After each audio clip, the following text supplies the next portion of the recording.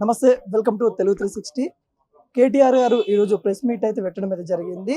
రేవంత్ రెడ్డి గారు రాజీనామా చేయాలి, అక్రమ కేసులు తన పైన ఉన్నాయి, ఈడీ కూడా షార్ట్ షీట్ లో తన పేరు నమోదు చేసుకోవడం అయితే జరిగింది. వీటన్నిటి మీద ప్రాతినిధ్యం పొందుతూ రేవంత్ రెడ్డి మరి రాజీనామా చేయాలని కూడా తను అయితే చెప్పడం అయితే జరిగింది. అసలు ఈ అంశాలు ఏంటి, అసలు ఈడీ ఎటువంటి కేసు నమోదు చేస్తా ఉందనే తెలుసుకుందాం. మనతోని సుశీల మేడం గారు అయితే ఉన్నారు. మేడం నమస్తే, ఎలా చూస్తా ఉన్నారు? ఈ రోజు కేటీఆర్ గారు మాట్లాడారు, ఈడీ తన పైన షార్ట్ షీట్ వేయడం జరిగింది. ఒక సీఎం హోదాలో ఉండి గతంలో అనేక కేసులు ఉండొచ్చు, ఇప్పుడు సీఎం హోదాలో ఉన్న వ్యక్తికి ఎలా చూస్తా ఉన్నారు బీఆర్ఎస్? అంతకుముందు ఒక దొంగగా ఓటుకు నోటు దొంగగా పట్టపగలు దొరికి ఆ కేసు నడుస్తూనే ఉన్నది. జైలు పోయొచ్చుండు, ఇంకా నడుస్తున్నది. అదే అట్లుండగానే మళ్ళీ ఈడి ఇంకో కేసుల పేరు చేర్చింది. దాన్ని మార్పించడానికి ఇప్పుడు ఒకటి కాళేశ్వరం అని, మన కేసీఆర్ గారి మీద అని, హరీష్ రావు గారి మీద అని ఏదో డైవర్షన్ పాలిటిక్స్ ఏదో ఏదో ఏదో వేస్తున్నాడు. ఇంకా ఇప్పుడు తెలంగాణలో ప్రజలందరూ గమనిస్తున్నారు. ఓన్లీ ఇప్పుడు ఆ కేసులు, ఇప్పుడు కేసులల్లా మీ అధ్యక్షులు రాజ్యాంగాన్ని నెత్తలు పెట్టుకొని తిరిగే మీ రాహుల్ గాంధీ, మీ సోనియా గాంధీ వాళ్ళు నంబర్ 1 నంబర్ 2 ఉంటారు కేసుల. ఈడీ మళ్ళీ నిన్ను చేరుస్తారు. నిన్ను చేర్చింది ఇది అంతా మర్చిపోయి ఒక తెలంగాణ మీరు ఈడీ మీ కేసుల గురించి బీజేపీ మాట్లాడది. బీజేపీ వాళ్ళను ఇప్పుడు రఘునందన్ రావు అది ప్లేస్ ఆక్రమించిండ్రు అన్నట్టు దాని గురించి మీరు మాట్లాడరు. మీ కేసు గురించి బీజేపీ మాట్లాడది. మీరు ఇద్దరు దొంగలయ్యి ఒకరికొకరు మీరు సపోర్ట్ ఇచ్చుకుంటా మళ్ళీ మీరు వేరే బీఆర్ఎస్ పార్టీ మీద అబండాలేసుడు ఇది కరెక్ట్ కాదు. ఎందుకంటే నేను ఈడీ చేర్చిందని మర్చిపోయి బయటకు రాకుండా ఈ డైవర్షన్ పాలిటిక్స్ చేస్తున్నారు తెలంగాణలో.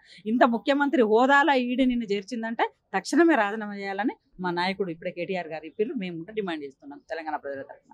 ఎట్లా చూస్తారు అంటే అనేక అక్రమ కూనాలు బీఆర్ఎస్ చేసిందని గతంలో చాలా వరకు విమర్శించారు, కానీ ఈ రోజులు మళ్ళీ వెలుగులోకి కాంగ్రెస్ చేసిన వాళ్ళే కూడా వస్తూ ఉన్నాయి అని చెప్తా ఉన్నారు. అసలు కాంగ్రెస్ అంటేనే దొంగలు, దొంగ హవాలా మొత్తం అంతా ఆవార డిపార్ట్మెంట్. ఎందుకంటే 60 ఏళ్ళ వాళ్ళ పాలనలో తీస్తా అంటే పుట్టలకు తిప్పలకు వస్తాయి. ఇవాళ బీఆర్ఎస్ ఒక రాష్ట్రాన్ని సాధించిన పార్టీ, ఒక ఉద్యమ పార్టీ. ఉద్యమం చేసి ప్రత్యేక రాష్ట్రాన్ని సాధించుకున్న నాయకుడు, 10 ఏళ్ళు ముఖ్యమంత్రిగా 29 రాష్ట్రాలలో కూడా తెలంగాణ మొదటి స్థానంలో ఉంచిన మహానాయకుడు.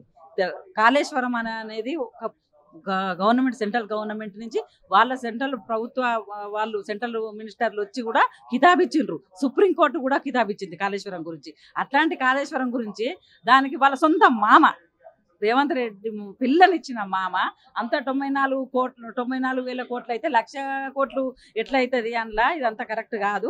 నేను కేసీఆర్ గారితో పని చేసినప్పుడు ఉద్యమ పార్టీగా అన్నట్టు ఆయన కితాబ్ ఇచ్చిండు కేసీఆర్ గారికి. నువ్వు దొంగని ఒప్పుకున్నాడు. ఎందుకంటే నువ్వు అబద్ధం మాట్లాడుతున్నావు, నీ పిల్లనిచ్చిన మామనే ఒప్పుకున్నాడు. ఎందుకంటే 1,00,000 కోట్లు ఎట్లయితుంది, దానికి మొత్తం అంతా ఖర్చు అయింది 94 కోట్లు అయితే నువ్వు 1,00,000 కోట్లు ఎట్లయితుంది అంటే మొత్తం తింటారు. మొత్తమే ఇంకా 6,000 కోట్లు ఎక్కువ చేసి తింటారా అనేది వాళ్ళ మామ, సొంత మామ కదా. ఇప్పుడు ఏ పార్టీ బీజేపీ కాదు, బీఆర్ఎస్ కాదు, లేకపోతే మా కార్యకర్తలు కాదు, లీడర్లు కాదు కదా. నీ సొంత పిల్లనిచ్చిన మామ మాట్లాడిండు. మరి దానికి ఏం చెప్తావు రేవంత్ రెడ్డి అని నేను అడుగుతున్నాను. జూన్ 5వ తారీఖు ఏదైతే కాళేశ్వరం సంబంధించిన కమిషన్ నోటీసులు కూడా ఇవ్వడం అయితే జరిగింది. కేసీఆర్ రావాలి అన్నట్టు కూడా తనకైతే పిలుపునిచ్చారు. మరి కేసీఆర్ గారు వెళ్తా ఉన్నారా? మీ అధినేత ఏం చేయబోతా ఉన్నారు? మా అధినేతకు ఎప్పుడు ఎక్కడ ఏం చేయాలి, దానికి ఎట్లా సమాధానం ఇవ్వాలి అనేది తెలుసు.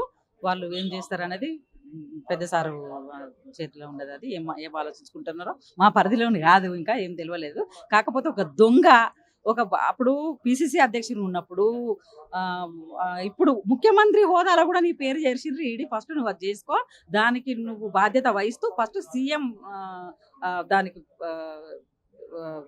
పోస్టుకు నువ్వు ఫస్ట్ రాజీనామా చేయాలని డిమాండ్ చేస్తున్నాం. ఇంకోటి బీఆర్ఎస్ పార్టీలో విభేదాలు వస్తూ ఉన్నాయి అన్నట్టు కూడా వస్తూ ఉన్నాయి. ఎటువంటి చీలికలు ఏర్పడతా ఉన్నట్టు ఒక వర్గం చెప్తా ఉంది. అసలు ఏం జరుగుతూ ఉంది బీఆర్ఎస్ లో? విభేదాలంటే మేము ఒప్పుకోము. అవి విభేదాలు కాదు, అది దాన్ని కూడా వాళ్ళు ఉపయోగించుకున్నారు. ఇప్పుడు బీజేపీ అనేది కాంగ్రెస్ అనేది ఉపయోగించుకున్నారు. అందులో ఏముండదు, ఏదో టీ కప్పుల తుఫాన్ లాంటిది. అట్లా మా పార్టీలో మాకు అట్లాంటివి ఏమి ఉండవు. అన్నీ చెప్పిండ్రు కదా ఓపెన్గానే. పార్టీ వేరే అట్లా ఇట్లా అని ఏం కాదు, లేకపోతే వేరే మాటలు కూడా లేవు కదా. ఓన్లీ తప్పు ఒప్పులు మేము ప్రస్తావించినాం, ప్రతిసారి రాస్తామన్నట్టే అన్నారు. కాబట్టి మేము దాన్ని గొడవలు అనుకుంటలేము, విభేదాలు మేము అనుకుంటలేము. వాళ్ళు అనుకుంటే ఇక వాళ్ళ ఇష్టము. దాన్ని ఫస్ట్ వాళ్ళు ఈ తెలంగాణకు ఉన్న దయ్యం ఫస్ట్ రేవంత్ రెడ్డిని వదిలించుకోవాలని మా నాయకుడు కూడా అన్నారు ఇంతకుముందు ప్రెస్ మీట్లో. నేను కూడా అంటున్నా, ఎందుకంటే ఒక దొంగ లపంగా ముఖ్యమంత్రి ఉన్నాడు కాబట్టి ఆ ముఖ్యమంత్రి ఒక దయ్యం, ఆయనను వదిలించుకోవాలని చూస్తున్నాం మేమందరం. అంటే ఏం చెప్తారు అంటే కేసీఆర్ గారు ఇప్పటి వరకు కూడా సైలెంట్గా ఉన్నారు, చాలా వరకు కూడా తన మీద విమర్శలు వస్తూ ఉన్నాయి. ఫామ్ హౌస్ కి పరిమితం అయిపోయారు కేసీఆర్ అన్నట్టు కూడా చెప్తా ఉన్నారు. మళ్ళీ బయటికి ఎప్పుడు వస్తారు మళ్ళీ కేసీఆర్? ఒక 4 రోజులు వచ్చి అలా అడవుడి చేసి వెళ్ళిపోతా ఉన్నారు అన్నట్టు చెప్తున్నారు. అప్పుడు ముఖ్యమంత్రి గారు, ఆయన మాజీ ముఖ్యమంత్రి గారు కేసీఆర్ బీఆర్ఎస్ అధినేత పార్టీ పెట్టినప్పటి నుంచి ఇప్పటి వరకు ఆ పాత్ర అట్లనే ఉంది. ఈ రోజు ప్రతిపక్షానికి అయ్యో, లేకపోతే ప్రభుత్వం ఉన్నప్పుడు, లేకపోతే ఉద్యమ పార్టీ ఉన్నప్పుడో వేరే వచ్చి ఊకే ప్రతిరోజు కలవలేదు, ఇప్పుడు కలవకుండా పరిమితం కాలే. ఇవి ఏం మాటలండి, నాకు అర్థమైతే లేదు. ఎందుకంటే ఒకప్పుడు మొత్తం ప్రజలలో ఉండి ఉద్యమ పార్టీలా లేకపోతే ప్రభుత్వంలో వేరే ఉండి ఇప్పుడు ఏమన్నా ముఖం చాటేసుకున్నారా? మా అధినేత మొదటి నుంచి అట్లనే ఉన్నారు. ఎక్కడున్నా ఏం చేసినా ప్రతి క్షణం ప్రతి సెకండ్ తెలంగాణ గురించి ఆలోచిస్తారు. ఇప్పుడు తెలంగాణ 10 ఏళ్లలో కూడా అట్లనే ఉన్నారు. తెలంగాణలో ఏదన్నా ఆగిందా? సంక్షేమం ఆగిందా? అభివృద్ధి ఆగిందా? అంతకుముందు తెలంగాణనే సాధించిండు కదా. మరి ఇప్పుడు ఇట్లా నిత్యం ప్రజలను కలుస్తూనే కాదు, ప్రజల గురించి నిరంతరం ఆలోచించేటైన నాయకుడు అదే మా అధినాయకుడు కేసీఆర్. ఫైనల్ గా ప్రజలకి ఏం చెప్పబోతా ఉన్నారు బీఆర్ఎస్ పార్టీ? ఎందుకంటే దాదాపుగా 17 నెలలు వస్తా ఉంది కాంగ్రెస్ పరిపాలన చేయబట్టి. ఈ 17 నెలల నుండి ఎక్కడ కూడా కొంతవరకు ఫైట్ చేయడంలో బీఆర్ఎస్ విఫలమైతుంది ప్రజల గురించి అన్నట్టు కూడా కొంతవరకు చెప్తా ఉన్నారు. మీరు ఏం చెప్పబోతా ఉన్నారు ప్రజలు? విఫలమైంది అనేది ఎక్కడా లేదు.